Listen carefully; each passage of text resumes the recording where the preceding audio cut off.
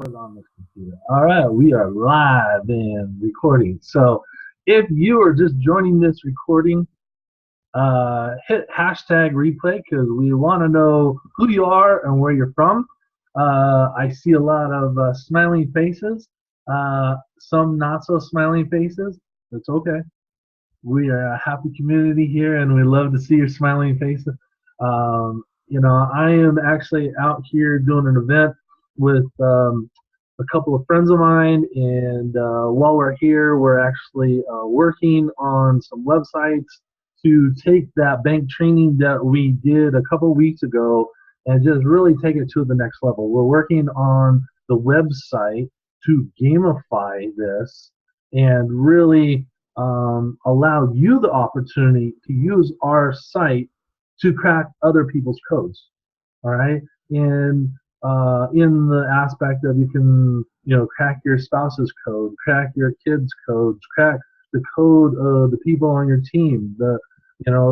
Think about this: if you're a boss and you've got employees, you can crack your employees' codes so that way you know how to better manage them, how to better communicate with them. If you're in a network marketing, you got people on your team, you'll get your leaders to crack their codes. So that way when you talk with them, not everybody speaks the same code, but then, if you got a A-type, which we know are the like go-getters, winners, competitive, things like that, you know how to talk with them versus the nurturers over on your team that are, they want to make sure everybody's okay and doing okay. And then you got the knowledge that are all the spreadsheets and got all the information on your team and, do that. And then you got the blueprint who are the, follow by the rules and stuff. So when you talk with them, you have to do it in different styles, and this can help you grow your team faster. This allows you to communicate better with your team,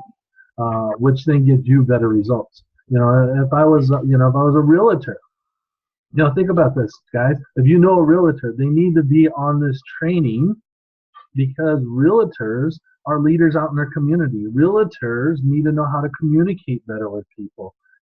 So realtors, this would be great because whatever, if you're a broker and you got a whole bunch of different realtors under you, you could learn how to communicate with them, how to excite them to go out and sell more houses and things like that. So it's not just about communication, it's about talking with the person's code that how do you entice them, how do you excite them, how do you get them to go out there and be the leader, to be the number one salesperson on the team. It's all about knowing how to talk with them and communicate in their code.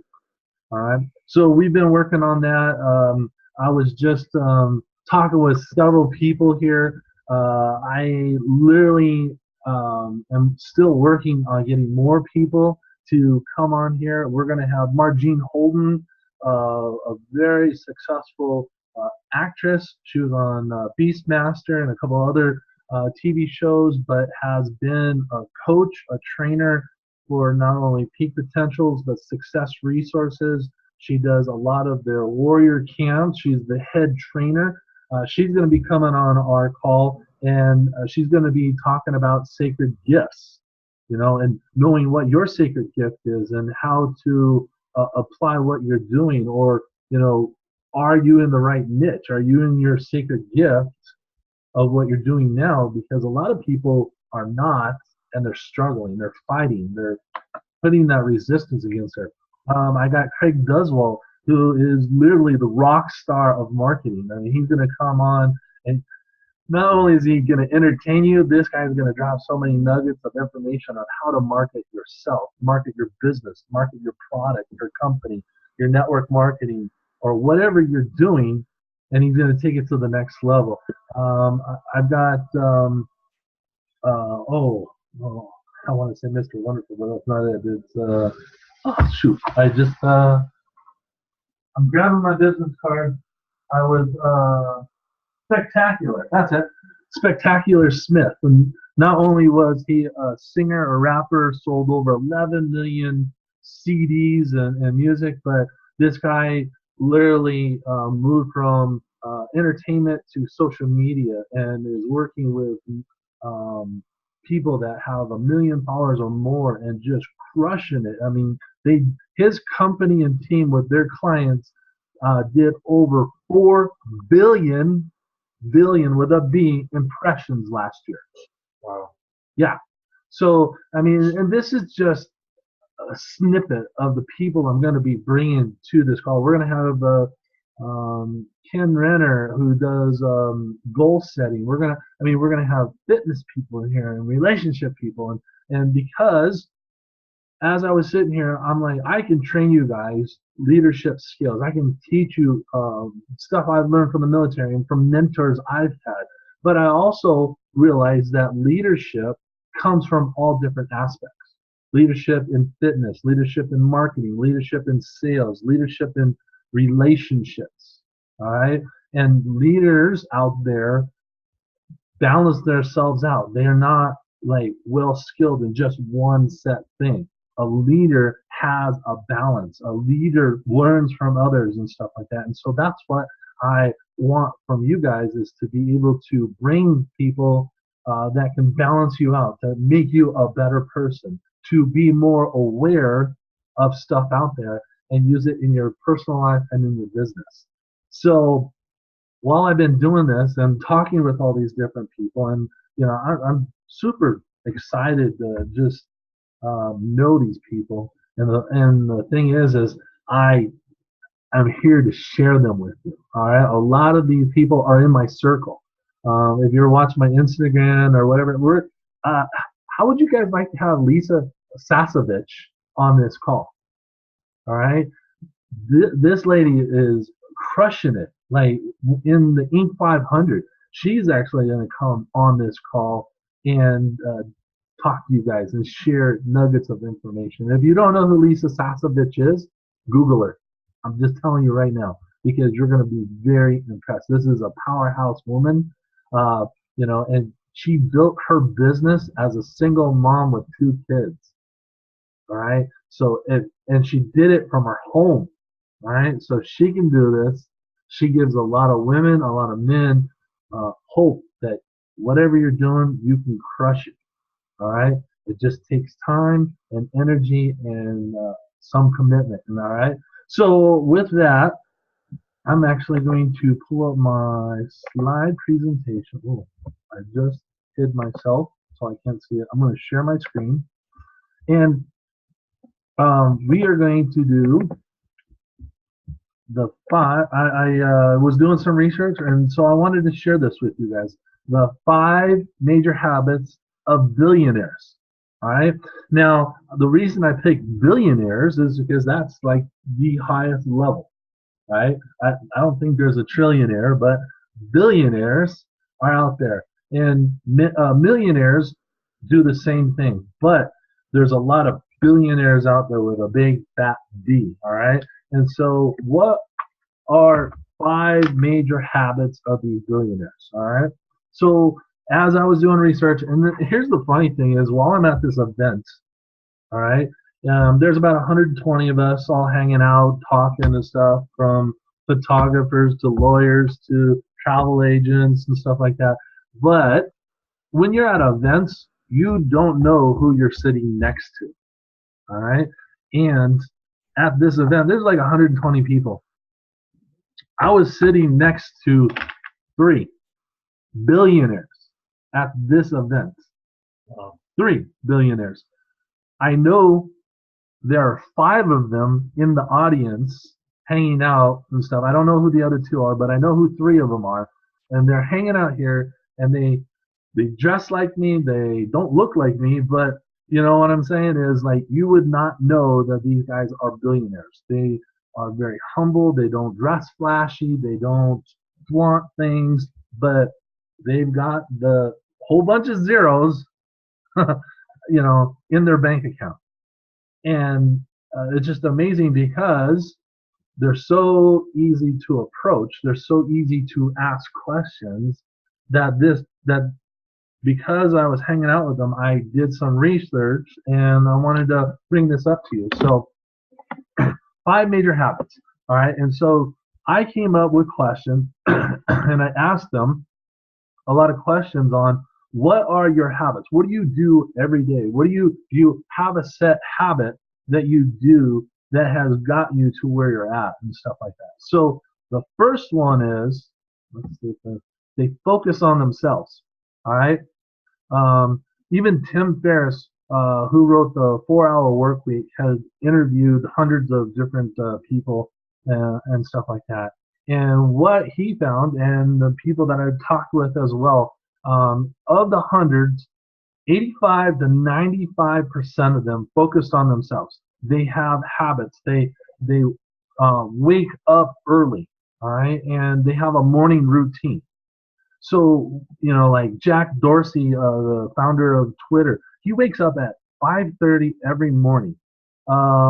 And I got all my notes down here, so I'm reading some of this stuff. Richard Branson, he wakes up at 5:45 every morning. Actually, he opens his window so that when the light shines in, it hits him in the face, so that way it wakes him up, and that's when he starts his day. All right. Tim Cook, the CEO of Apple, he wakes up at 4:30 every morning. Howard Schultz, the founder, the CEO of Starbucks, wakes up at 5:30 every morning. And what they do is they focus on themselves. All right.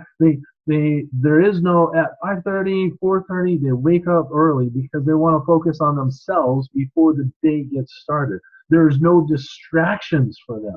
If they wake up early, a reason they wake up early is because there's no kids running around. There's no wife nagging on them. They can get up. They can go and focus on themselves. I asked a lot of them, what do they do on working on themselves? And they meditate.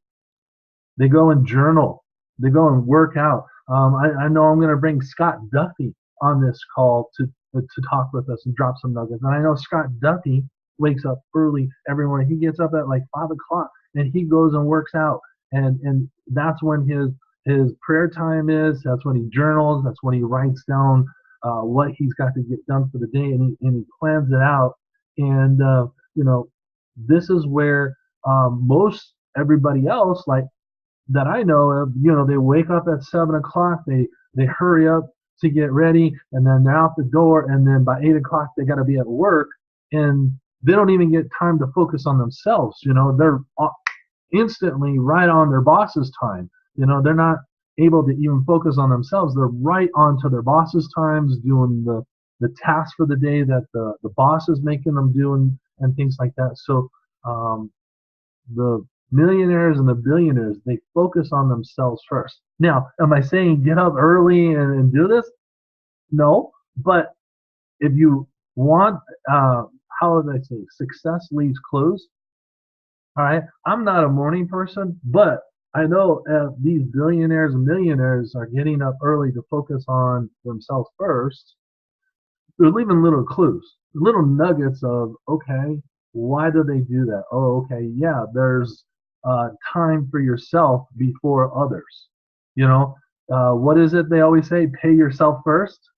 Well, why don't you invest in yourself first? Why don't you take the time to focus on yourself? Yeah, focus on you first. So yeah, I and they the one thing of the three people that I talked to this week said is you have to take time for yourself, because if you don't take time for yourself, you're just giving all of yourself to everybody else, and that's not fair to you.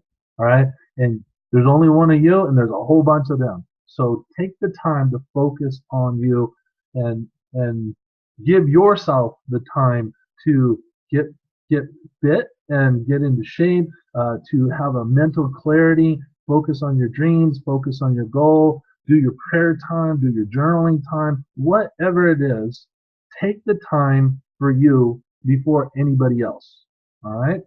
Now, the second thing that I came up with was making goals, writing them down. All right. Every single one of them that I talked to this weekend had goals. And here's the funny thing is, all of them had their goals written down and had them with them. All right. Now, it wasn't a long list, but they all had goals. Like one of them had it in his wallet, one of them had it in her purse, one of them had it in his notebook that he carried, and it was laminated and stuff like that. But most of the billionaires, most of the millionaires make goals. They write them down. And you can even look it up. There was 40 years ago in Harvard, um, they did a study that 3% of that class of Harvard wrote down their goals. Specifically, wrote their goals down. 3% of a Harvard class 40 years ago wrote it down. And what they did was 30 years later, they came back and found out that that 3% that actually wrote down their goals were 10% more successful than the whole 97% of the group that didn't write their goals down. All right. So think about that. If you got some goals, if whether it's a resolution or a goal or whatever, write it down. There's something about putting um, your goals on paper because it seems real. You can put dates on it. You can put times on it. You can plan around your goal, how you're going to strategize, how you're going to do stuff. And when it's on paper, you can visually see it. You can put it in different places. If it's up in your brain, think about it. How many times do you get distracted? How many times is there that squirrel moment and then your focus is off your goals? But if it's written, if it's on a piece of paper that you see every day, and think about this. Why do they take time on themselves every day? Well, a lot of them read their goals every single day. They look at their goals. What do they need to accomplish? What do they need to get done to get to that goal? And then that way, when you have it written down and you accomplish that goal, you can scratch it off or put another goal on top of it and write over it. Here's my next goal, and keep that list going. So writing down your goals, it makes it real. You can put dates to it. You can plan, strategize around that goal, and of course, it gets it out of here, out of your brain, and onto paper. All right. So if you got goals or resolutions this year, get them on pieces of paper. Put them, and if you need to type them out on your keyboard and have it and print 2, 3, 4 of them and put them all around your house. I know one of the, here's the funny thing. One of the billionaires said that he writes all of them out in Word, and he does it all fancy lettering and stuff like that. And he prints it out. He's got one by his bed. He's got one on his desk. He's got one in his car. And then he laminates one and he puts it in the shower. Think about this. Where do you go every day? In the shower. And while you're in the shower, you could be reading your goals. That's also time efficient, doing two things at one time. All right. So, take the time to write down your goals, get those in there and stuff, and focus on that. The third thing that is a habit of millionaire and billionaires is they're great at creating mentors. And what I mean by that is they're great at finding mentors. All right. And I was doing some research and I found out the average millionaire, all right, and billionaires have had over 7 serious mentors in their life. Okay? 7 in their lifetime. Now, how many of you have ever had a mentor? You can raise your hand, stuff like that. All right. Now, how many of you have had more than 3 mentors? Keith, you're on a roll. All right. So think about this. They have a minimum of 7 in a lifetime. All right. And if you don't have a mentor, I would suggest you go and find one. And here's the thing.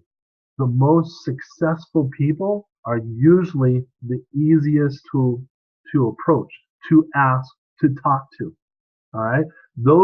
Because why? They've reached the plateau, they've reached their goals. And so now they've got the money, they got the fame, the fortune, and things like that. But now it's like, they've got time freedom. So now they can go down and help people with their goals, to mentor them, to help them. And here's the thing about having a mentor that I wrote down is what took them 20 years to achieve as a mentor, they can shorten that time. All right. They can help you shorten the learning curve. So instead of taking 20 years of your time to learn something or to get really good at it, they can shorten it down into like 2 years. All right. Would you rather spend 20 years at learning something, or would you rather learn it in 2 years and then spend the 18 years being an expert at that? All right. So think about that. And think about this as well, that, it, some people are like, well, I don't have a lot of money, or, oh, it costs a lot for a mentor. All right. But if you invest in them, all right, their whole time is spent on you and making sure that you have success. All right. Mentors, if you're paying somebody, they most mentors that I know feel obligated that they have to make sure that you succeed, whether it's 200, 400, 500, $5,000. A mentor, when they are paid, it is like their whole DNA to make sure that you succeed in what you're doing. So, hey, some mentors cost money. I know, for an example, Tony Robbins, one of the best speakers out there, one of the best motivators out there, has not one, not two, not three. He has 5 mentors that he pays several thousands of dollars. And he doesn't have one at a time. He has 5 mentors right now. And I know this because I know his son Jarek, and Jarek and I talk, and Tony Robbins has a lot of mentors. Why? Because he knows he might be the expert in motivation, but he needs other people's skills, knowledge, and expertise to make him better. All right? Because nobody is perfect. Only one guy is perfect. All right? But he's not perfect, and he knows that, and he can always work on himself. If you're not learning and growing, you're pretty much dead under a rock. And these millionaires and billionaires understand that mentorship is the most important part of getting success, getting to the next level. So if you don't know how to find a mentor, ask somebody. I was looking for a mentor to train me on how to do really good at trading. All right, I wanted to learn. I've been always interested in stocks and options and futures and forex and all that stuff. And I put out in the universe, I want a mentor to teach me, somebody that's successful. All right, and if you don't tell people what you're looking for in a mentor, they don't know who to look for you. So if you don't put it out in the universe is not going to go and find it for you. All right. So you need to let the universe know. You need to pray about it. You need to ask people in your circle, hey, who do you know that's the expert in this? Who do you know that I could find as a mentor to help me on this XYZ? So I put that out there. I said, I'm looking for a mentor. And I told literally probably a good 24 people. And it didn't happen overnight. It actually happened 2 years later. 2 years later, and my buddy Kevin calls me up and he goes, oh my gosh, I just met this guy. Not only does he have his own plane, he's got a helicopter, all this stuff. This guy made $383 million last year trading. And I was like, all right, who is this guy and how can I talk to him? And so Kevin put me in touch with Kim, and Kim is my mentor in trading. And his whole goal is to teach me how to make $100 a day, every day, consistently. And then once I get to $100 a day, then we ramp it up to $200 a day, and so on and so forth. All right. So his whole goal is if I can teach somebody how to fish, they can feed their family forever. And Kim puts in more time into me than I put into myself sometimes because he wants to make sure I succeed. And it's because I asked for a mentor. And now I'm learning things that are just mind blowing little techniques that I would have never known, things to avoid. And it's literally taken my learning curve, his 20 years of knowledge, and is shortening the time of me learning this and getting the success that I want. So I hope you guys understand that. The fourth thing that million and billionaires do that is a major habit is they have positive self-talk. All right, they believe in themselves. All right, nobody is born with confidence, but you can use positive self-talk. All right, and when you are having a negative self-talk, you realize that you need to figure a way to snap yourself out and change the wording, change how you're thinking to a positive. All right, and here's the funny thing: one of the billionaires I was talking to is you might not always be able to control your first thought, but you can always control your second thought. So if you have a negative thought first, you have the opportunity to change the second thought into a positive. And so here's his exact example. All right. Your mind is like a garden. All right. And you are the only one that can tend to your garden. All right. So don't expect to plant strawberries in your garden and get tomatoes. All right. That's not going to happen. So don't plant negativity in your mind and expect to have positive, energetic, positive self-talk. You have to talk, and he also said, you don't, you're your own worst critic. You don't talk to somebody that you love negative. Why do you do it to yourself? Why are you more hard on yourself than you are on somebody that you love to death? So think about this. You need to have positive self-talk. And if you need to, write down positive affirmations every day. Have a list of 20 affirmations like, I am successful. I am a great leader. I am healthy. I am, whatever it is, X, Y, Z. I am the top salesperson in my industry. I am a positive person around my friends and family, and change that. So you want to replace the negative with a positive. All right. And by doing that, not only will you shift your thoughts, you'll shift your energy. Okay. And even the best person like Tony Robbins and Zig Ziglar, all these different motivational speakers, they've all had negative thoughts. They've all had that day where nothing goes right. But the thing is they don't stay in that mindset. They change their mindset, they change their thinking, and they snap out of it. They figure a way, and I'm just saying you need to figure your way to snap out of it. And I'm preaching to the choir because there have been days that I'm like, oh my goodness, woe is me. And then I sit there and go, you know what? I can't be thinking like that. Why? Because it's not going to serve me. It's not going to help me, and it's not going to make my day better. So what can I say right now that can change it? Okay, well, I'm 3 feet above ground. I have food on the table. I have family around me. I have friends that care about me and are excited to be around me. I have a warrior team, tribe, and people that I get to talk to and share information from. So think about that when you're in that negative state of mind, to be able to snap out of it, change it, and have positive self-talk.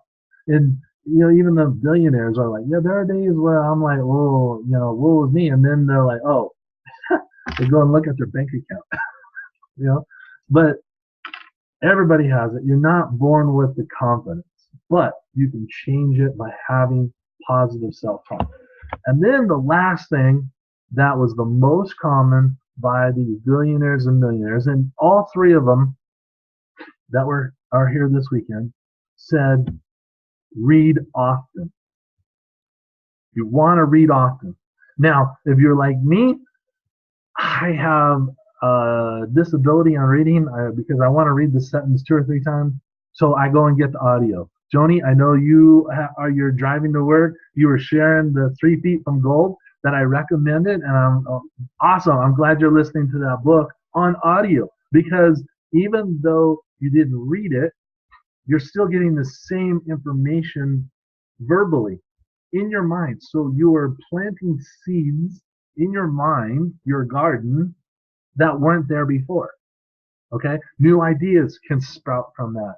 New positive self talk can sprout from that.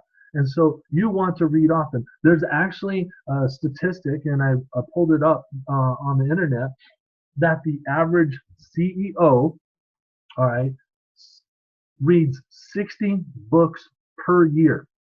All right. If you think about that, that is 1 book per week. All right. How many of you guys are reading a book per week? I know there's nobody here. All right. And that's okay. I'm not saying it's a bad thing, but here's the thing. Can you, for a week? Is that what you're reading, Keith? What's this? What I saw 4. So, what? 4 weeks. I wish. One every 4 weeks. 1 every 4 weeks. Okay. So 1 a month. You know, can you change your habits? Can you read 1 a month? You know, and think about this. I actually was in a mastermind and I was really bad at not reading books. And I always was like, oh, well, I'll do it later. I'll do this and stuff. And one of the mentors in my mastermind pulled me aside and goes, stop sabotaging yourself. He says, you can listen to the book on audio. You can educate yourself and learn something new on those audio tapes because those are the books. Somebody's reading it for you. It's still going in here and you're still educating yourself. So how many of those can you listen to in a month, in a week, you know, and grow from there and then attempt to read a book. You know, I'm actually reading one right now. And it's a small book. Yeah, it's a small book, but hey, it's a book, right? I mean, can you see how I don't even know how many pages are in this book. You know, there's probably, I don't know, 50 pages. Yeah, 50 pages. That It's is a, a little. it's an itty bitty book, but I mean, hey, I'm reading a book, right? I'm educating myself because there's information in this book that's going to help me. All right. Doesn't have to be some, you know, big 500-page novel. I'm going to read a book this week. But here's the thing, start. Read often. You know, if CEOs who are the top echelon of the company, usually then CEOs of big companies like Apple and Twitter and Starbucks and stuff, you know, these guys are busy. However, their habits are to focus on themselves, take time in the morning to set the goals, to find mentors, to have positive self-talk, and read. All right? Take 30 minutes a day and read a book. If you, it's not, what was it? What was the definition I was thinking of? Practice makes perfect? Perfect practice makes perfect. Not practice makes perfect. Because if you're practicing and it's crappy, it's still crappy practice. So perfect practice makes perfect. So if you take 30 minutes of your day and read, doesn't matter how much you read, if you read 30 minutes a day, I guarantee you're going to read more than you did 6 months ago, a year ago. And I guarantee you, your reading skills will get better. All right, your reading skills will get faster because you're practicing the right way. You're taking time to read and practice perfect. All right, so take the time to read a book. If you're like me, get on those audio tapes and listen to the books and get that information into you. Because if these guys are reading 60 books a year, how many books can you read in a year? You know, put that as one of your goals. You know, making a goal. How many books do you want to read in 2018? All right. Is it one a month? And then is it two a month? Or is it one every 2 months? You know, set a goal that you can reach. Set a goal that is going to make you better. If you, all right, look, how many books did you read last year? Write that down. And then double that. Yeah, so most of you, I saw a couple of you doing this. All right? So if you read a book this month, you've already doubled what you did last year. All right? So what is your goal? Is it to read one a month, two a month, one every 2 months, you know, six a year? Just go write it down, make it your goal. I mean, that's one of the top 5 things is to put that in there. You know, and I also found this word in that is a Japanese word. It's kaizen. All right, and that's Kaisen. It's a Japanese word which means constant, never-ending improvement. All right, a lot of you guys know that as kanai, but kaizen. It's a Japanese word, and it's used in their vocabulary because the Japanese are always in constant, never-ending improvement. All right, so if you can think about the 5 things here and put the Kaizen onto them, focus on yourself, setting your goals and making them, creating, finding mentors, having a positive self-talk, and reading often, you're going to be that Kaizen. Constant, never-ending improvement. All right. So that is the 5 nuggets of information that I have from those from the millionaires and billionaires. I hope that is good nuggets of information for you guys. I mean, literally, here's all my notes that I took from these guys because success leaves clues. All right. Think about it. Who in your industry is the most successful? And what do they do on a daily habit? What are they doing every day to improve themselves? All right. And if you don't know, go ask them. Say, hey, I'll buy you. Can I buy you a breakfast, or can I buy you a cup of coffee? I have a few questions I'd like to ask you, and they will take the time to help you out. But I'm telling you, the 5 most important things are focus on themselves. They take time for themselves. They make the goals. They find mentors. They have the positive self-talk, and they read often.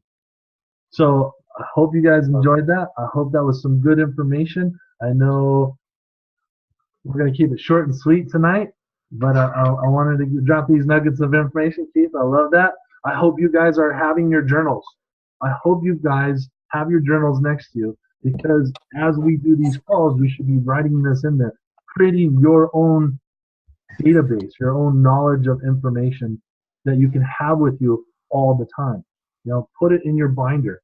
You know, I have a binder in my book that I just write notes every time I get on a Zoom or have a mentorship with somebody.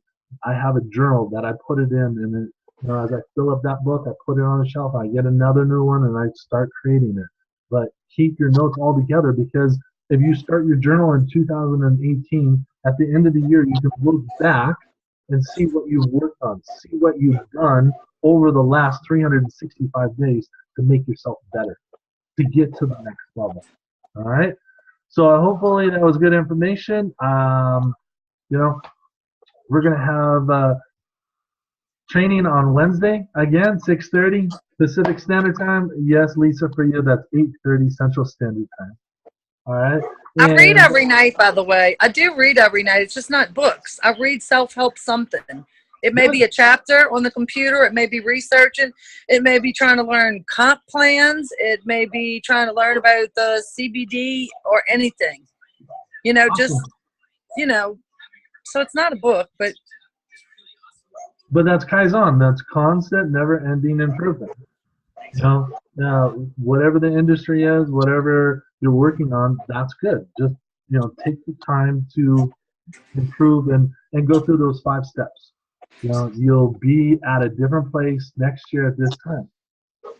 And that's Guaranteed. my whole goal, is to help you guys be leaders, to step your game up and be in a different place than you are right now. Just like a rubber band, when it's stretched, it can never go back to where it's at. And I'm super excited to be here. I'm in Vegas. I should have left about 2 hours ago to get on the road to go home, but I didn't want to miss this call. I didn't want to not have a call, because I'm committed to you guys to share this information and to give you guys more knowledge, more nuggets of information, and bring other speakers that are experts in their field. So Beautiful. awesome, guys. I hope you have an amazing time. And as I like to sign off, keep smiling, because you never know whose world you're going to change. Thank you, See you Ken. guys Great on job. Wednesday. What's that, Keith? It's a great job. Appreciate it. Thanks, guys. And hey, feel free to add people into the group. We're growing, and we're going to drop some more speakers and knowledge databases in there. I really have a lot of information to give you guys and stuff. So, constantly add people in there, because they're going to look at you as the example. Why did I get into this group? Oh my gosh, there's so much value. Thank you. And then now you got somebody that wants to reciprocate the thank you and help you. All right. So look forward to seeing you guys on Wednesday. Same Thank time, you. same that channel. And have an awesome evening, guys. So Have a good week. You too, guys.